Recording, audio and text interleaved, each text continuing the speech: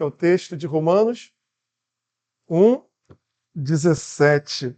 Texto de Romanos 1:17, que é o texto da conversão de Martinho Lutero, mas eu quero convidá-los a fazer a leitura do verso 16 e 17. Romanos, capítulo 1, verso 16 e também 17. Vamos fazer a leitura assim do texto, que diz assim: Pois não me envergonho do evangelho, porque é poder de Deus para a salvação de todo aquele que crê, primeiro do judeu e também do grego. Visto que a justiça de Deus se revela no evangelho, de fé em fé, como está escrito, o justo viverá por fé. Meus queridos irmãos, vamos imaginar que você esteja diante dos portais celestiais e diante de um ser angelical que te faz a seguinte pergunta: o que te faz pensar que eu deveria te deixar entrar por essas portas?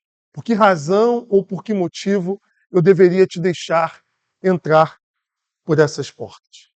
Qual seria a sua resposta? Se você fizer essa pergunta para um colega de trabalho, ou para um vizinho, ou alguém que faz parte do seu convívio, que não necessariamente seja evangélico, qual seria a resposta que você acredita que essa pessoa te daria?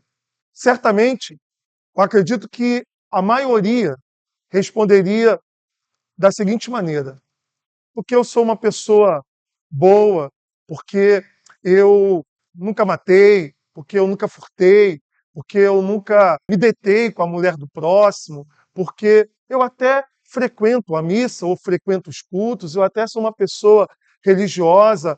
Claro, eu não sou perfeito, mas de alguma maneira eu acredito que eu mereço entrar por esses portais, né?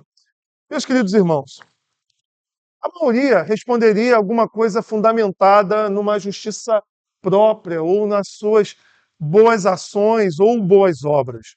E quando nós pensamos, analisamos, por exemplo, a questão da religiosidade, da religião no mundo, nós sabemos que há milhares de religiões. No entanto, podemos resumir as diversas religiões em apenas duas religiões. A religião ou as religiões, vamos assim dizer, elas se dividem em aquela em que o indivíduo ele confia nos seus méritos, na sua justiça, nas suas boas obras para alcançar a salvação. Mas também há aquela religião revelada na Escritura Sagrada que nos afirma que nós somos incapazes de nos salvar, que nós devemos confiar puramente, exclusivamente na graça de Deus. O monge Martinho Lutero, ele viveu no século XVI e ele viveu dentro de um sistema religioso em que, a despeito de ele ser um monge escrupuloso, alguém que buscava viver uma vida perfeita e de santidade, ele não sentia paz em seu coração. Ele não encontrava segurança, ele não encontrava conforto em sua alma dentro do sistema soteriológico da Igreja de Roma. Ele não tinha certeza da sua salvação. Ele não se sentia acolhido por Deus. Ele não conseguia ver em Deus um ser que o amava.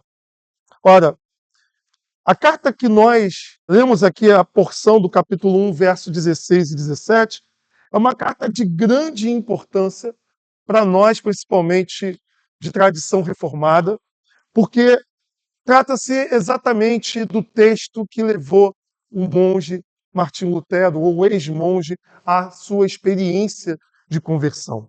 É uma carta maravilhosa, porque também encontramos um outro grande personagem na história da igreja, que teve uma experiência de um chamado coração aquecido, que foi John Wesley, ao ouvir o comentário da carta de Romanos feita por Martinho Lutero.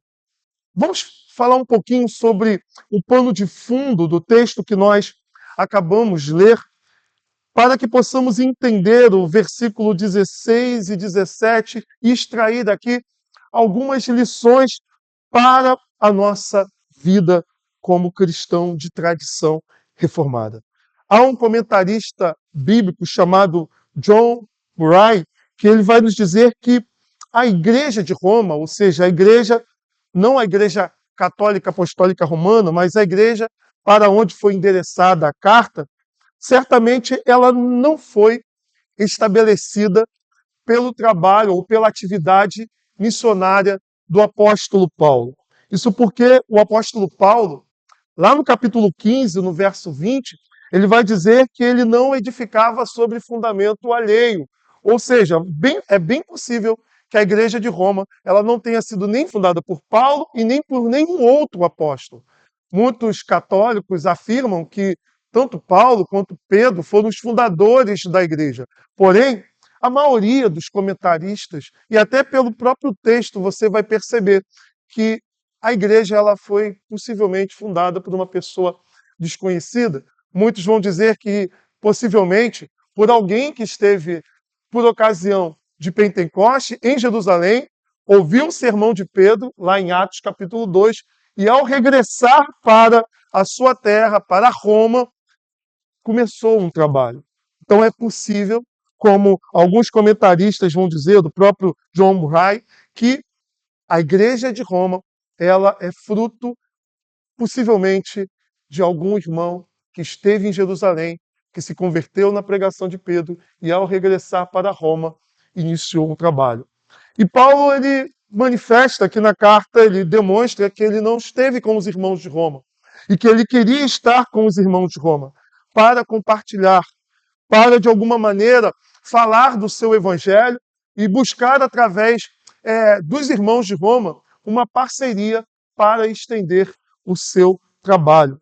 Por isso, Paulo na carta ele apresenta o evangelho que ele tem anunciado, esse evangelho que ele recebeu diretamente de Jesus. Nós devemos lembrar da conversão de Paulo no caminho de Damasco, mas em Gálatas, Paulo fala que depois da sua conversão, ele não foi ter com os apóstolos, mas ele ficou no deserto da Arábia, onde ele foi possivelmente ministrado diretamente pelo Cristo ressuscitado.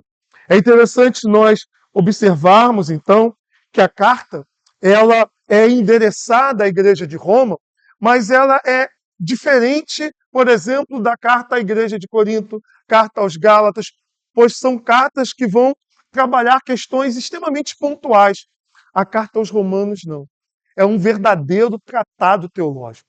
A carta aos Romanos é quase que uma teologia sistemática, porque Paulo aqui ele apresenta as principais doutrinas da fé cristã no campo da chamada soteriologia, que é a doutrina da salvação.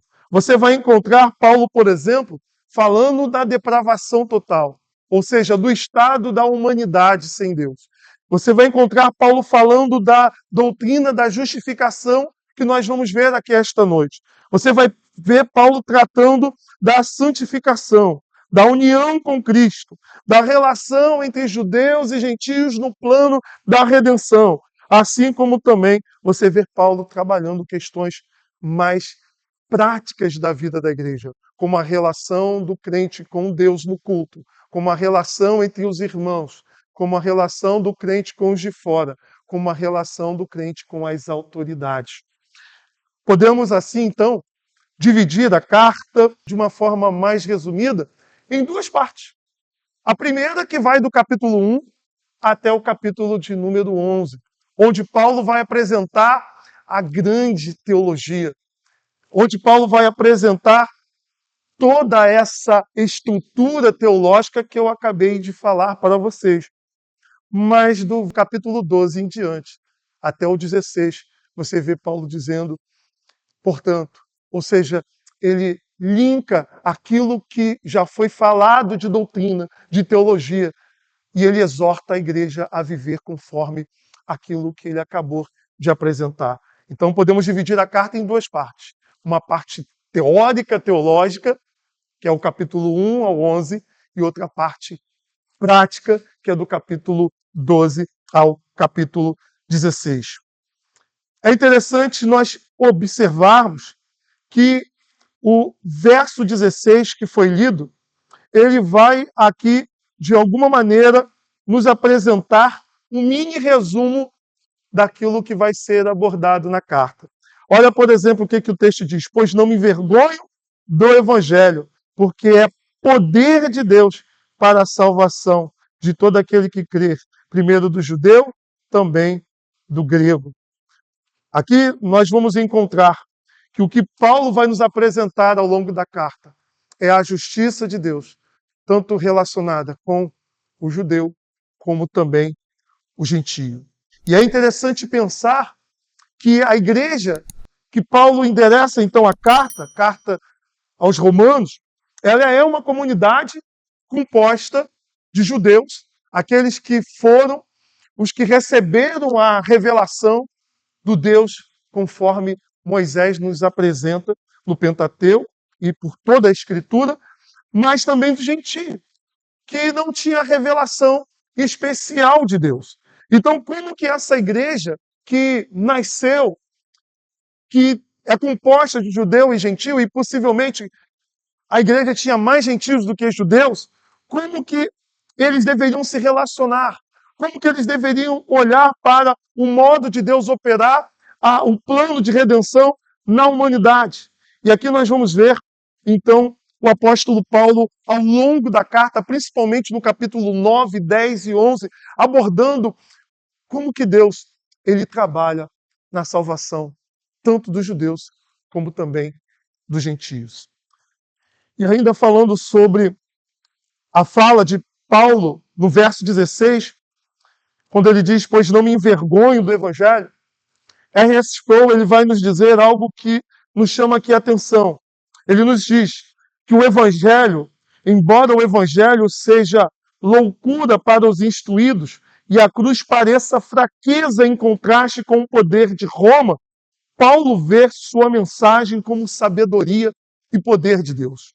Ou seja, diante do poder de Roma, diante da sabedoria do homem, olhar para uma religião que se fundamenta num homem crucificado, no mínimo, é uma loucura para aqueles que não foram iluminados pelo Espírito Santo.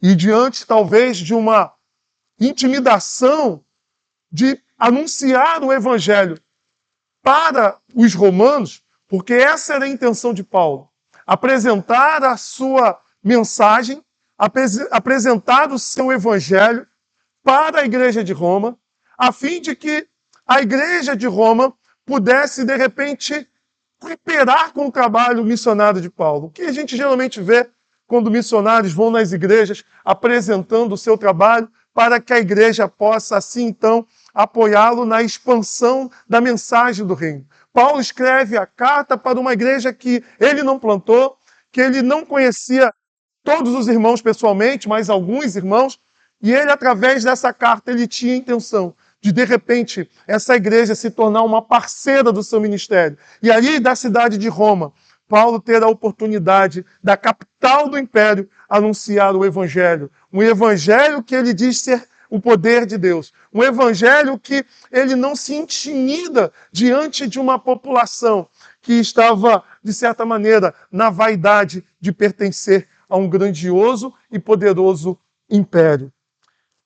Nesse sentido, nós podemos pensar aqui no que tipo de mensagem o apóstolo Paulo ele apresentava. Quando ele disse que não se envergonha do evangelho, cabe aqui uma pergunta para todos nós. Mas o que é do evangelho? Qual é o conteúdo dessa mensagem? O que Paulo dizia, o que Paulo ensinava? Ora, eu quero iniciar dizendo que não é o evangelho segundo aquilo que Paulo ensinou e pregou. Primeiramente, o evangelho não tem a ver com o que muitas pessoas pensam, que tem a ver com ação social, que tem a ver com a prática de caridade. Certa feita, numa reunião de pastores de várias denominações, mas todos reformados, um pastor se manifestou extremamente triste porque ele disse que no grupo de WhatsApp da igreja dele, uma pessoa postou a foto de um trabalho social que a igreja estava realizando e alguém escreveu dizendo: isso sim é o evangelho. E ele ficou pensando: eu estou fazendo a exposição de Gálatas toda semana e essa pessoa ainda não entendeu o que é o evangelho. Principalmente no Rio de Janeiro, ou no Brasil quase que como um todo, nós temos uma população extremamente carente, desassistida pelo poder público. Certamente muitas pessoas elas olham para a igreja e pensam que a missão da igreja, o papel principal, é a caridade, é a ação social. E eu não estou dizendo que não é importante, eu não estou dizendo que não é papel da igreja, mas qualquer um pode fazer isso. Qualquer ONG, qualquer instituição pode fazer a caridade. O evangelho, ele não é a prática de boas obras. O evangelho, ele não tem a ver com ação social. Isso é confundir o resultado do evangelho com aquilo que, de fato, o evangelho realmente é. É interessante como que tem igrejas hoje mudando a pregação do evangelho e se voltando para questões assistenciais. Uma outra coisa que o evangelho não é uma mensagem triunfalista, daquela que nós podemos ver em muitas igrejas, que são igrejas influenciadas pela chamada teologia da prosperidade ou da confissão positiva, de que você deve determinar, de que o crente não pode passar por lutas, não pode ficar doente, que você é cabeça, que você é mais do que vencedor. É fato que você é mais do que vencedor, mas quando eles falam isso, eles não estão falando no sentido como Paulo nos apresenta. O evangelho de Paulo não era o evangelho do triunfalismo, assim como também não é o evangelho da teologia da libertação, que praticamente reduz o evangelho a uma luta, a um confronto de classes. Que o papel de Jesus era de ser mais um libertador político do que um libertador espiritual. Não se trata de uma teologia da libertação ou de adotar princípios marxistas e colocar dentro do evangelho, achando que o evangelho tem a ver com a libertação do pobre dos opressores capitalistas. Não se trata disso. Também não se trata de uma mensagem que não é completa. Estamos próximo do Natal. E o evangelho não é o Natal, não é a manjedoura sozinha. O evangelho também não é a Páscoa, não é a cruz ou o túmulo vazio sozinho. O evangelho é aquilo que se diz acerca de uma pessoa e também da sua obra. O evangelho aponta para uma humanidade criada por um Deus eterno, uma humanidade caída e um Deus que amou essa humanidade, que se encarnou, que viveu uma vida perfeita, que morreu, que ressuscitou, que subiu aos céus, que enviou o Espírito Santo e que voltará. O evangelho é a pessoa de Jesus e a sua obra completa. Portanto, nós precisamos ter muito claro do que é o evangelho. Precisamos ter muito claro quando falamos da mensagem do evangelho. Porque muitas pessoas que falam, o importante é pregar o evangelho, nós não sabemos de fato se aquilo que está sendo pregado é realmente o evangelho. Nesse sentido, o verso de número 17 e 18, existe uma expressão que eu quero chamar a sua atenção. No verso 17, o texto diz: visto que a justiça de Deus se revela no Evangelho. No verso 18, por exemplo, nós vamos encontrar Paulo dizendo que a ira de Deus se revela do céu.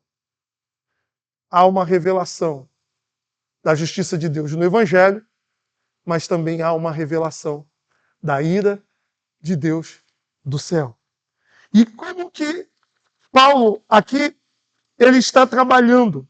E eu quero, nesse primeiro momento, me ater ao verso 18. e aquilo que vem posteriormente como consequência do que Paulo vai nos dizer. É importante nós entendermos que existe uma ira de Deus sobre a humanidade. Lá no verso de número 19, Paulo vai dizer: porquanto o que de Deus se pode conhecer é manifesto entre eles, porque Deus lhes manifestou, porque os atributos invisíveis de Deus, assim o seu eterno poder, como também a sua própria divindade, claramente se reconhecem desde o princípio do mundo, sendo percebidos por meio das coisas que foram criadas. Paulo está tratando aquilo que na teologia nós chamamos de revelação geral. Ele nos diz que toda a criação, todos os homens receberam a revelação de Deus por meio da criação. Salmo 19 vai nos apontar exatamente para isso. Um Deus que se revela na criação. Em tudo é como se nós pudéssemos ver as digitais do Senhor, mostrando para a humanidade que há um Deus, que há um ser supremo criador, e que, ao observar as coisas criadas, nós podemos tirar a conclusão de que existe um superior, um supremo, que fez todas as coisas. A grande questão é que Paulo ele vai nos mostrar com clareza que por causa do pecado que há no ser humano, olhando a criação, o homem ele não reconhece o Criador. O que Paulo quer dizer é que, nesse primeiro momento, embora ele esteja falando dos gentios, isso pode se aplicar a judeus e gentios, mas especificamente ele está falando dos gentios. Ele quer dizer o seguinte, que não há ninguém que possa se desculpar diante da revelação geral. Mas aquele índio, mas aquele indivíduo que nunca ouviu falar do Evangelho, segundo o apóstolo Paulo, todas as pessoas, elas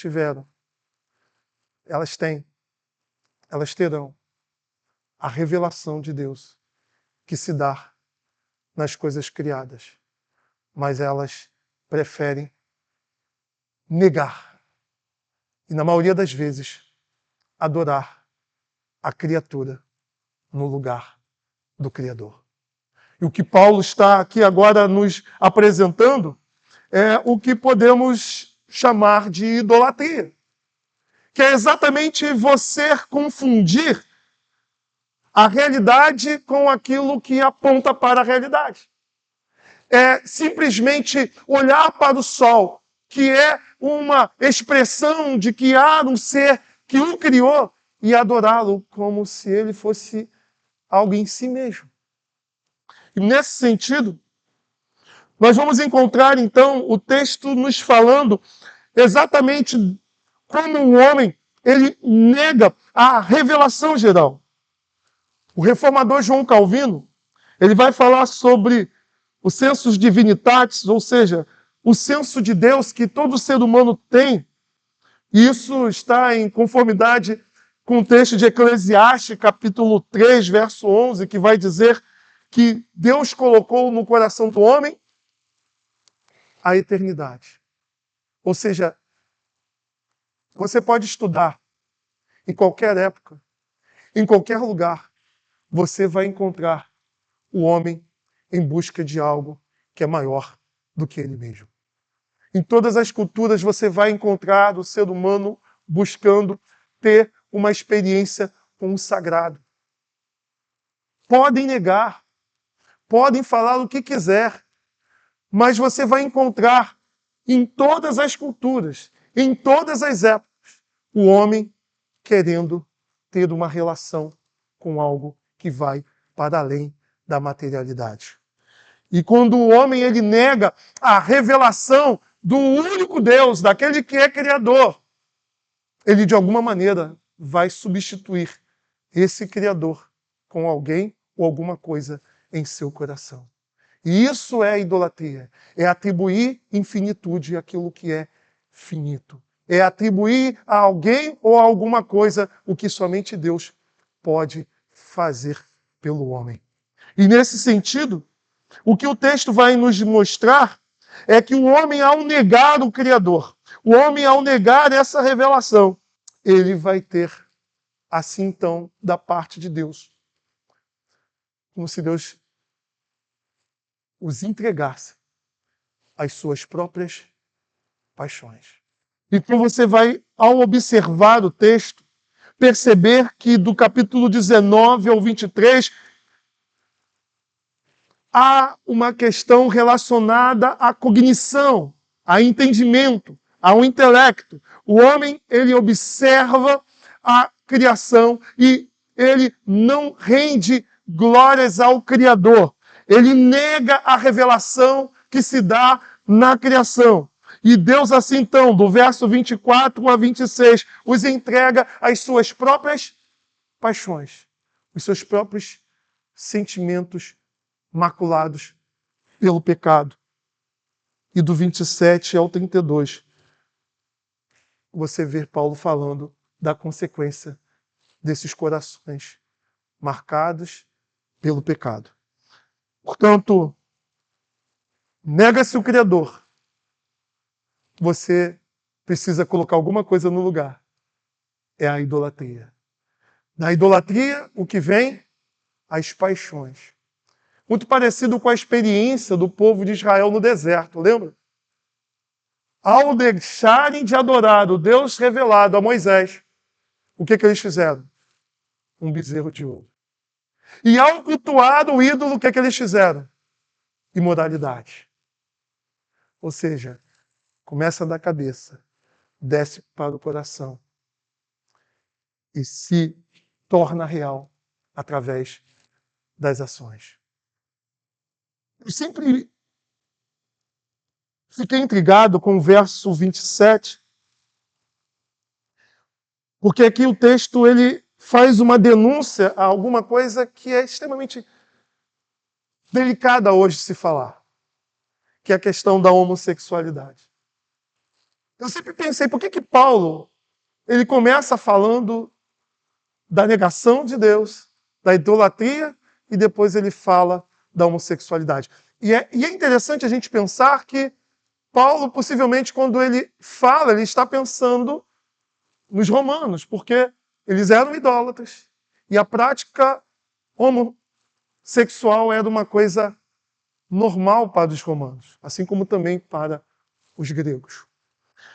Mas se você observar que Paulo está apontando para a criação, o que Paulo ele quer nos mostrar é exatamente que quando ele fala no verso 17 que há uma mudança, uma alteração do uso natural, ou seja, ele fala da questão, lá no verso 27, vamos ler, ele fala assim, semelhantemente os homens também, deixando o contato natural da mulher e se inflamando mutuamente em sua sensualidade, cometendo torpeza, homens com homens, e recebendo em si mesmo a merecida punição do seu erro. Antes ele vai falar da questão da mulher, no verso 26.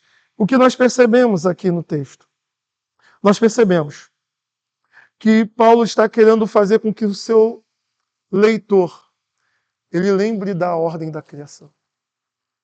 Porque existe uma diversidade em Deus.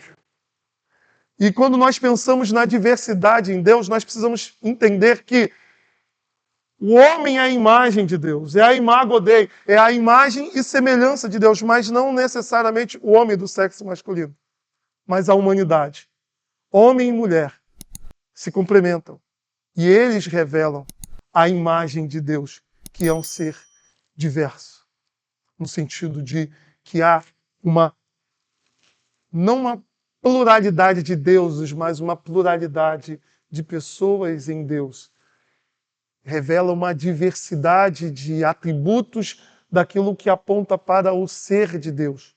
E que aquilo que Deus é se revela na humanidade que é formada por homem e mulher. E quando a relação homossexual ela entra, o que está em jogo é a negação do Criador. E ao negar o Criador, você, consequentemente, nega a criação. Porque se você nega o Criador, você nega que o homem é a imagem desse Criador. Portanto, a relação homo é apresentado por Paulo como uma afronta à ordem natural da criação, pois ao negar o Criador, você está negando que a criação ela é imagem e semelhança desse Criador. Então você retira da criação a dignidade e o que vem como consequência é o que você vai ver do verso 26, 27 e depois o 28 até o 31.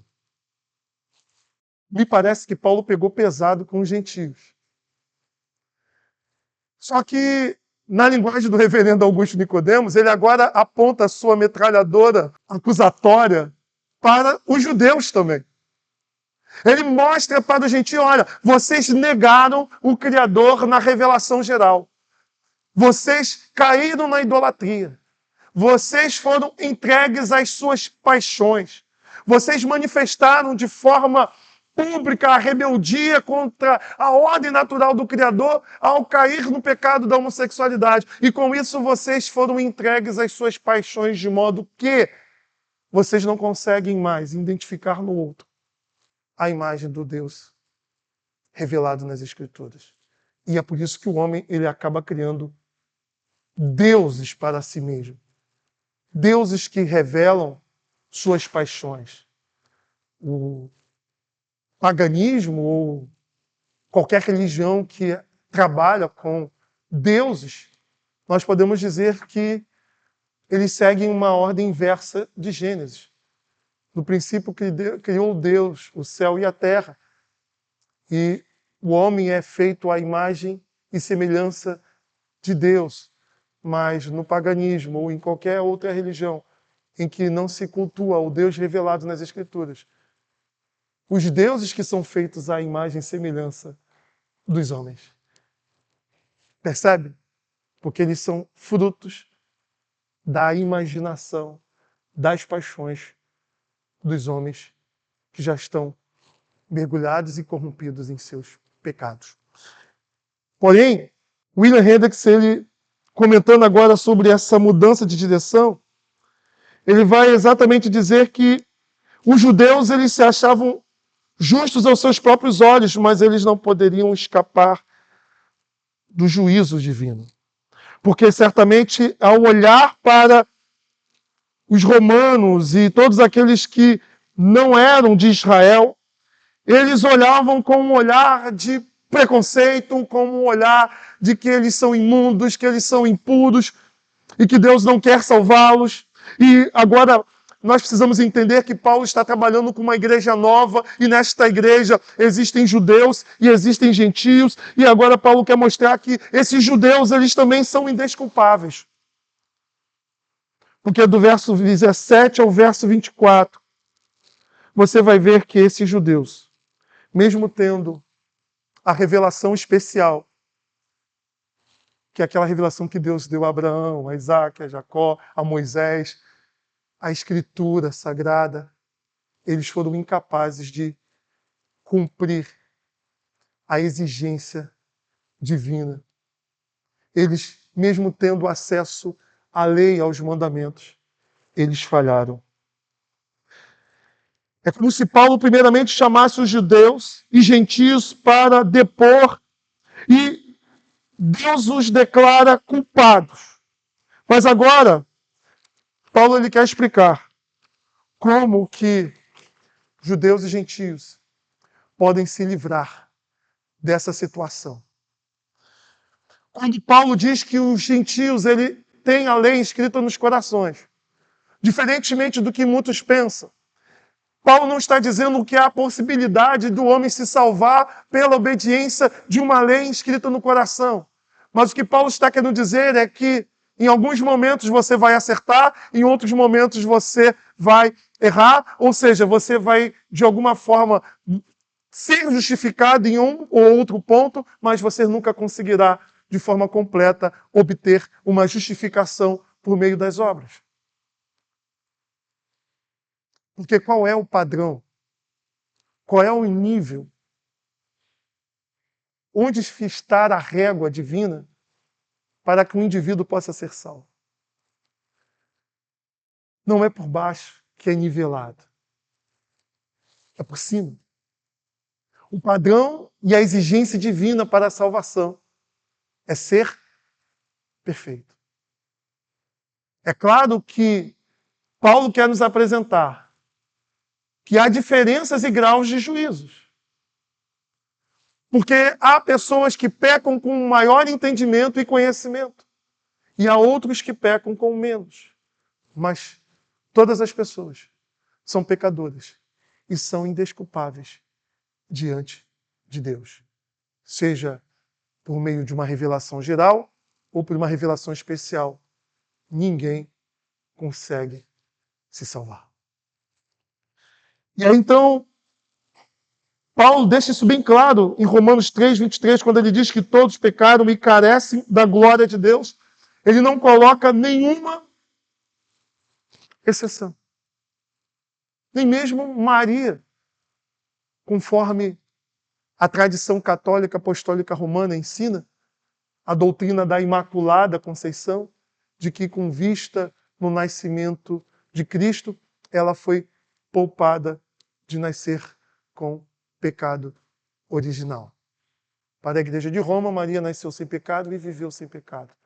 E isso faz com que Maria esteja fora desta palavra paulina de que todos pecaram. É como se ela não necessitasse de um Salvador, mas ela também era filha de Adão. Nesse sentido, qual é a solução que Paulo nos apresenta? O que nós podemos chamar de o Evangelho de Cristo, ou o Evangelho de Deus, ou o próprio Evangelho de Paulo, que é o Evangelho revelado nas Escrituras. E eu quero, de uma forma bem mais direta aqui, falar sobre esse Evangelho com perguntas retóricas que você vai encontrar, de fato, aqui a resposta no próprio texto. O que é esse Evangelho? Paulo, então, nos apresenta que o Evangelho é o poder de Deus. E por falar em poder, os romanos sabiam que de fato era poder. Porque eles dominavam, eles controlavam. O exército romano era poderoso. E não precisa voltar ao período da antiguidade em que Roma dominava o mundo. O carioca sabe também o que é o poder também. Aqueles que moram em comunidades, nas favelas do Rio de Janeiro, sabem o que é o poder paralelo e que está tomando o Rio de Janeiro. Paulo diz que o Evangelho é o poder de Deus. A gente pensa, ora, como que um cidadão romano, ao ouvir dizer que o Evangelho é o poder de Deus, de que maneira? De que maneira a mensagem de um judeu carpinteiro, morto na cruz, ele pode ser poder? Roma é o poder. Roma é aquele poder que subjugou povos. Roma é o poder que uniu povos. Como que podemos dizer que o Evangelho é poder? Ora, o poder do Evangelho não é o poder do exército romano e nem o mesmo poder de algum poder paralelo numa comunidade do Rio de Janeiro, que é um poder que mata, que é um poder que destrói. O Evangelho apresentado por Paulo é o poder que dá vida, é o poder que edifica. É o poder que faz com que o indivíduo que não tinha esperança, é o poder que faz com o indivíduo que estava morto, ele encontra vida e sentido para a sua existência.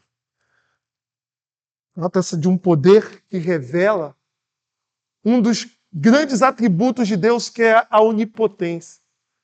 Quando ele diz que o Evangelho é poder de Deus, é como se ele dissesse que o Evangelho é a manifestação da onipotência divina.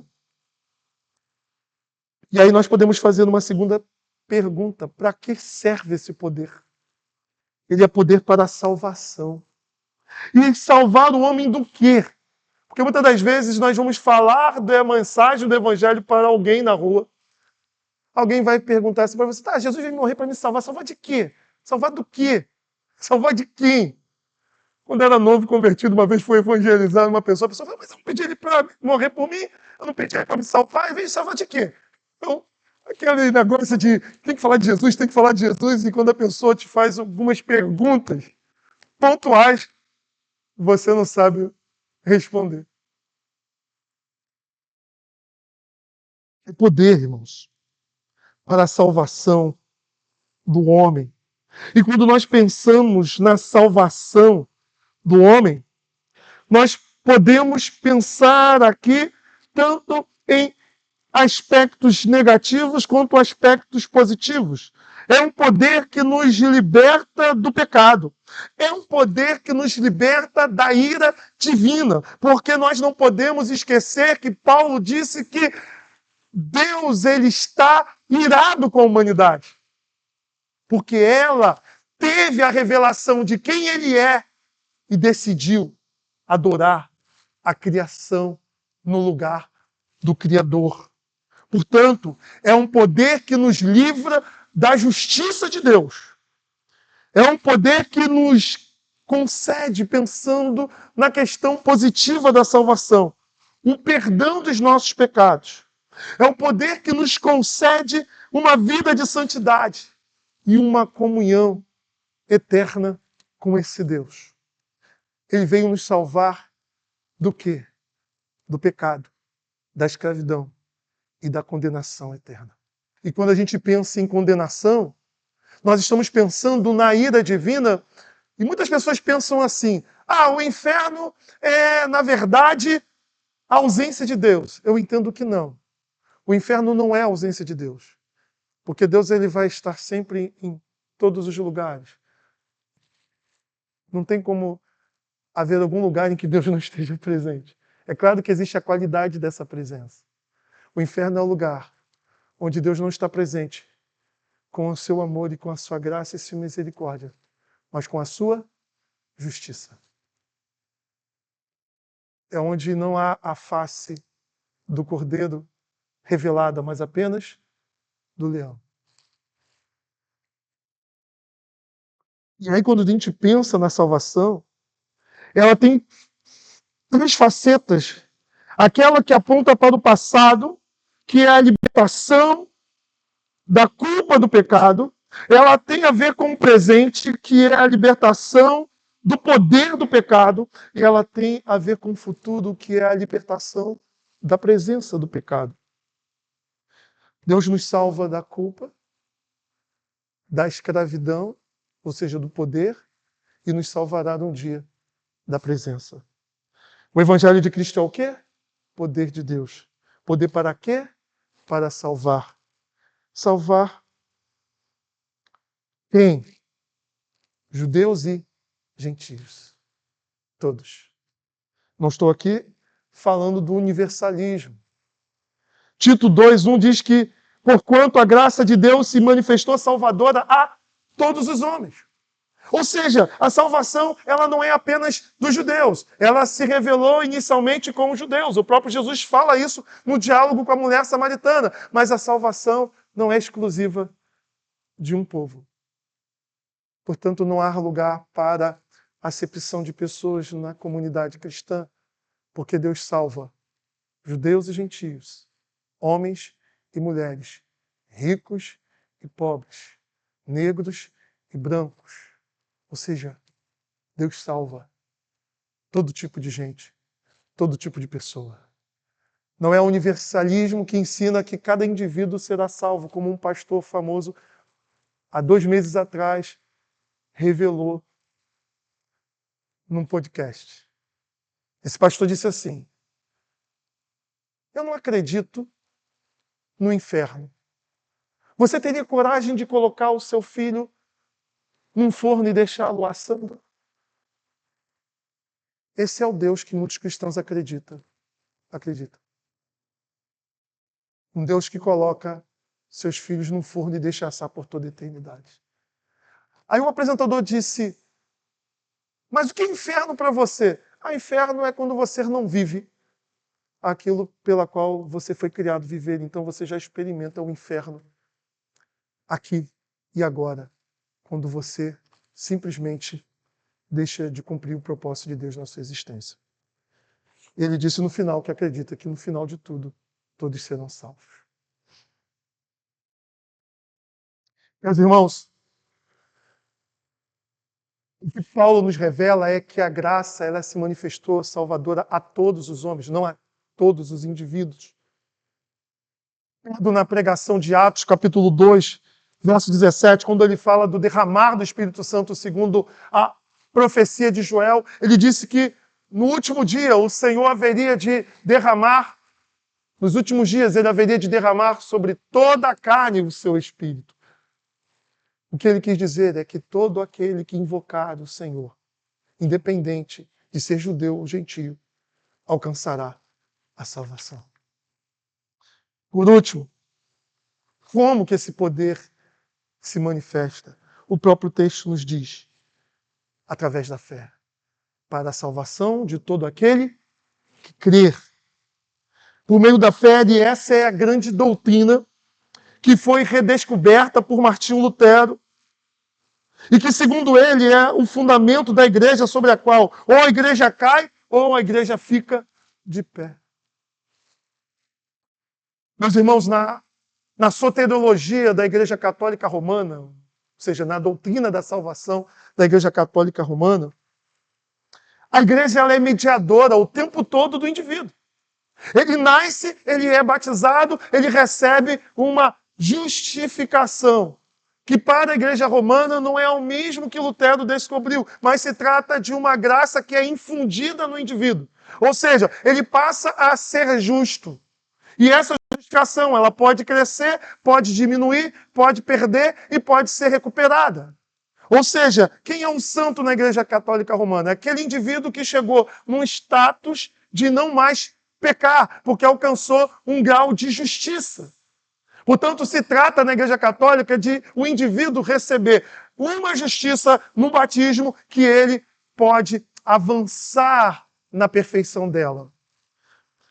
A Igreja, então, de Lutero, assim como até hoje a Igreja de Roma, ela ensina uma justificação, que é uma graça infundida no indivíduo pelo batismo, e esse indivíduo, ele precisa receber a confirmação, que é o crisma, ele precisa se alimentar da Eucaristia, que é a atualização do sacrifício de Cristo para perdão dos pecados, ele precisa de receber, quando peca, a penitência, ou seja, ele precisa confessar do sacerdote para receber a absolvição do pecado, ele precisa ou casar ou se dedicar ao sacramento da ordem para, por meio desses sacramentos, ser aperfeiçoados na graça.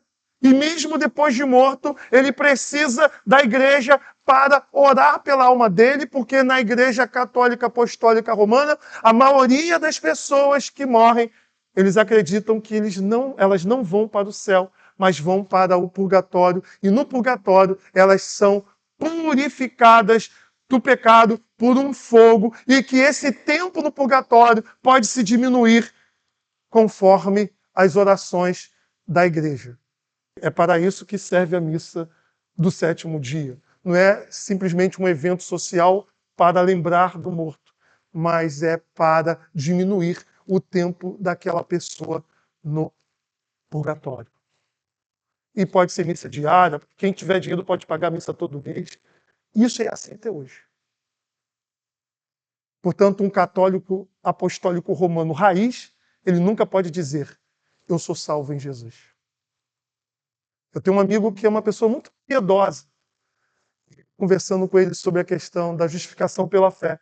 Ele disse, vocês protestantes, vocês são muito pretensiosos. Vocês dizem, estou salvo. Quem são vocês para dizer que estão salvos? Eu estou batalhando para que naquele dia eu possa ser salvo, mas eu não posso dizer que sou salvo. Essa incerteza que todo católico romano raiz tem é que Martim Lutero, a incerteza de chegar naquele grande dia, não ver um Deus com face de graça e de amor. Estou terminando. Lutero lhe disse, ao ler essa passagem, a justiça de Deus, entendida por Lutero, ele entendia que era uma justiça retributiva.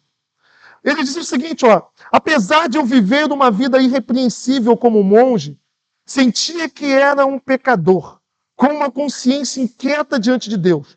Também não podia crer que o havia agradado com minhas obras. Ele disse também, por fim, meditei dia e noite acerca das palavras. A justiça de Deus se revela no Evangelho. De fé em fé, como está escrito, o justo viverá por fé. E comecei a entender que a justiça de Deus é aquela pela qual a pessoa justa vive pelo dom de Deus, que é a fé. E que essa expressão, a justiça de Deus, se revela, se refere a uma justiça passiva, pela qual Deus misericordioso nos justifica pela fé. Isso me fez sentir, no mesmo instante, como se tivesse nascido de novo, como se tivesse entrado pelas portas abertas do próprio paraíso. Daquele momento em diante, vi as Escrituras sob uma nova luz.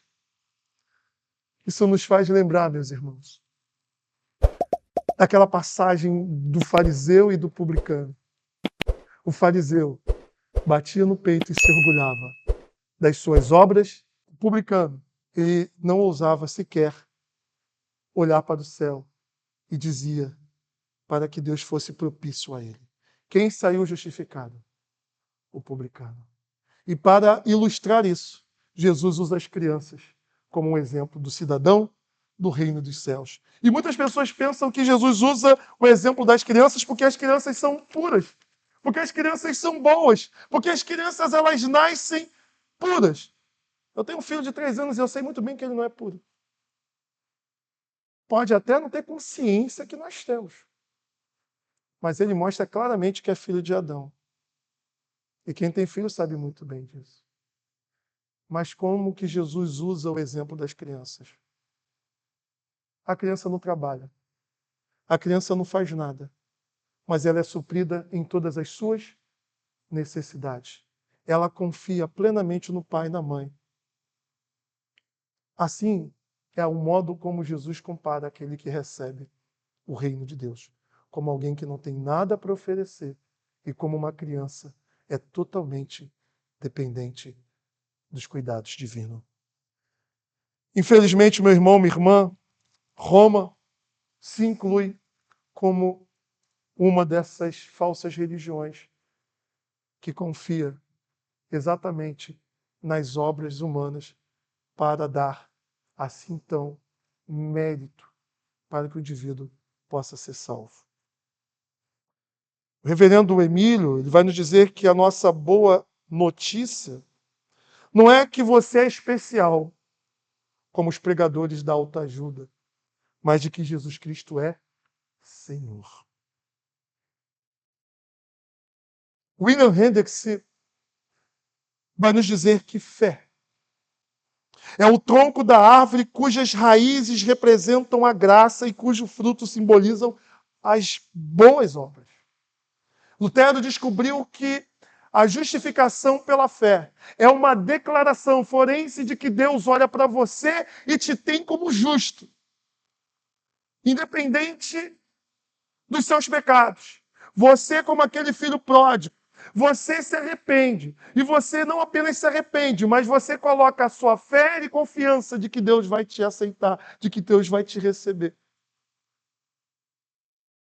Não há pecado que você possa ter cometido, que se de fato você se arrepender e colocar a sua fé e confiança na pessoa de Jesus e na obra que ele realizou, você certamente receberá a paz de uma relação não beligerante com Deus, mas uma relação de amor.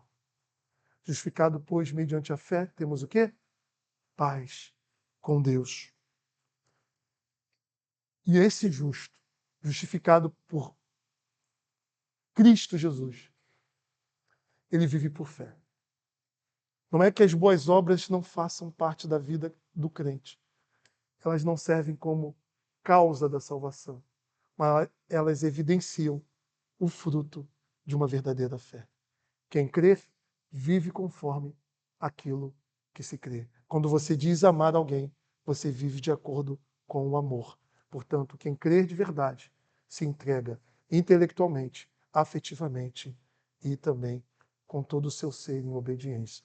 Sendo assim, meu irmão, minha irmã, a grande pergunta que eu faço nesta noite é: qual seria a sua resposta para o início da mensagem? De que modo você responderia ao anjo? Por que ele deveria te deixar entrar no céu? Talvez haja algum irmão ou irmã daqui que carregue a culpa de alguma coisa que fez de errado no passado. E que você nem gosta de pensar porque você se envergonha e de repente você não se perdoa e quem sabe você até duvida de que Deus possa te aceitar. Talvez você esteja aqui, mas você não tenha certeza da tua salvação. Você talvez esteja dizendo: eu frequento a igreja, eu acredito em Jesus, mas ainda falta muito para chegar lá. Talvez você carrega reservas dentro de você em relação a confiar única e exclusivamente em Cristo para obter essa graça que é tão simples, tão simples, tão simples, que a gente não consegue acreditar. Eu quero te convidar, meu irmão, minha irmã, nesta noite você orar ao Senhor, crendo que Ele é poderoso, crendo que Ele é aquele que te chamou quando você